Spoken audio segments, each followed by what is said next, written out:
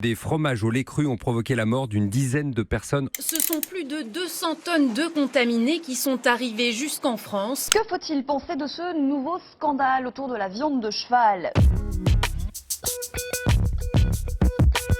Globalement, vous avez la quantité, il n'y a plus de famine.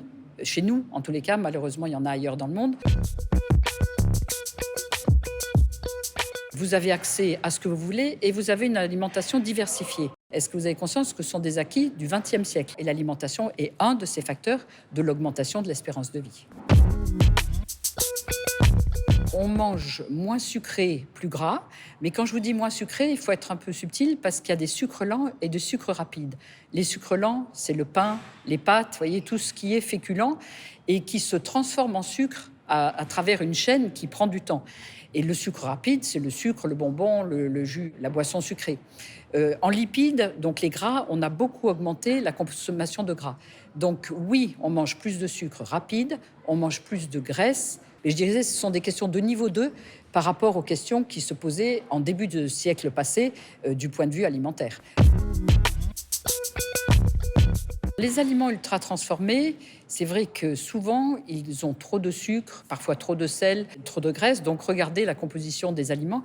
Le sujet de l'étude qui a montré qu'il y avait effectivement plus de maladies lorsqu'on mangeait ultra transformé, c'est en fait, on le sait désormais, au-delà de la composition, la matrice, c'est-à-dire comment le sucre est accessible. Si vous mangez une orange, il y a la peau de l'orange, le temps de délivrer, de mastiquer, de casser la peau, le sucre sera libéré lentement. Si vous buvez un jus d'orange ou une boisson sucrée, c'est encore pire, le sucre arrive tout de suite et donc vous avez un pic de sucre et donc un effet santé qui est bien plus négatif potentiellement.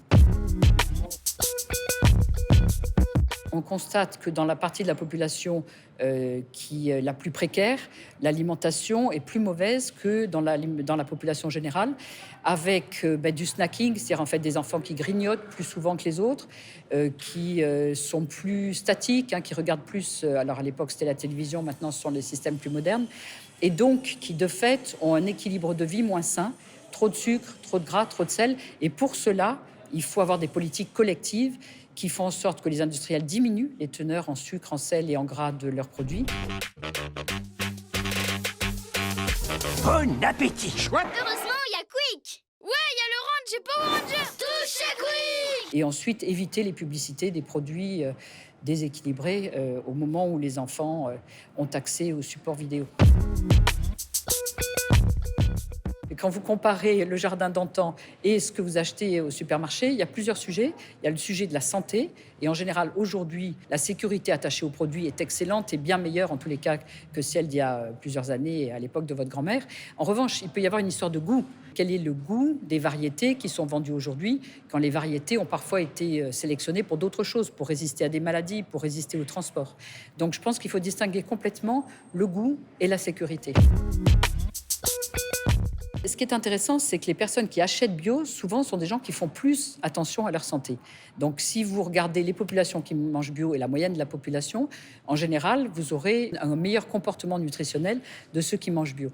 Mais du point de vue du produit brut, les deux études dont j'ai connaissance, une au niveau français et une au niveau européen, global, montrent qu'il n'y a pas de différence pour la santé des aliments dits bio. Par contre, évidemment, une différence sur les pratiques vis-à-vis de l'environnement.